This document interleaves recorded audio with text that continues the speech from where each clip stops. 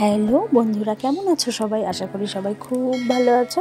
আমি সকাল সকাল স্নান করে পুজোটা সেরে নেব। আর ভাবলাম পুজো যখন দেব, কাছে আমাদের আঙুর ফল হয়েছে, তো পেরে একটু ঠাকুরকে দিই। আর তাই আমি একটা কাঁচি আর চেয়ার নিয়ে পাড়তে লেগে পড়েছি। আঙুরগুলো পেকেছে অবস্থায় নিচে পড়লে আঙুরটা ফেটে যায়, গলে যায়। তাই আমি ক্যাচ ধরার চেষ্টা করলাম, কিন্তু শেষ পর্যন্ত নিচে পড়েই গেল।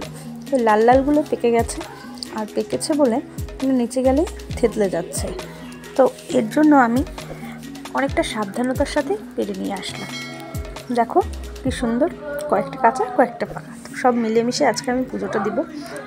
আর পুজো সেরে আজকে আমার প্রচুর কাজ চলে আসছে, বর্ষার দিন, আর আমাদের বাড়িতে আজকে আসবে মিস্ত্রি।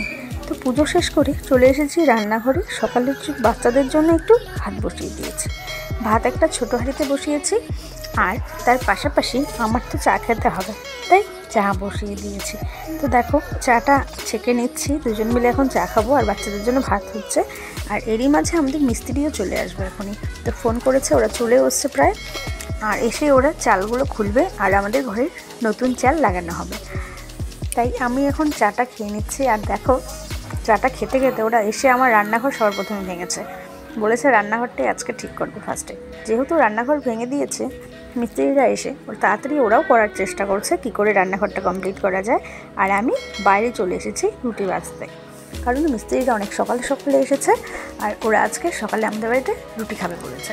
তো সকালে তো আর ভাত রান্না হবে না, তাই সকালে ওদের জন্য রুটি বানাচ্ছি। বানিয়ে আমি হটপটে রাখছি, কারণ কি ওরা যখন সময় হবে খেয়ে নেবে। আর ওরা এদিকে টিনগুলো নিয়ে ওদিকে রাখছে খুলে খুলে, আর নতুন টিনগুলো ওপরে লাগাবে। দেখো কী অবস্থা আমাদের ঘরে। আজকে চাল খুলে নিয়েছে, যদি বৃষ্টি আসে কী যে হবে নিজেরাও জানি না। তো যাই হোক, ওরাও বলেছে চেষ্টা করবে পুরো বাড়িটা চাল আজকেই কমপ্লিট করে দেওয়ার জন্য। তো আমি অনেকক্ষণ ভেবেছি, এখন আমার মা ভাবছে, আর আমি একটু দেখতে আসলাম কীভাবে কাজ করছে। আসলে কাজ দেখতে সত্যি খুব ভালো লাগে। দেখো এখানে ওরা উঠোনের মধ্যেই কাঠগুলো কী করছিল জানে, মেশিন দিয়ে আর কি ঠিকঠাক করছিল আর কি। যাই হোক, অত কিছু বুঝি না।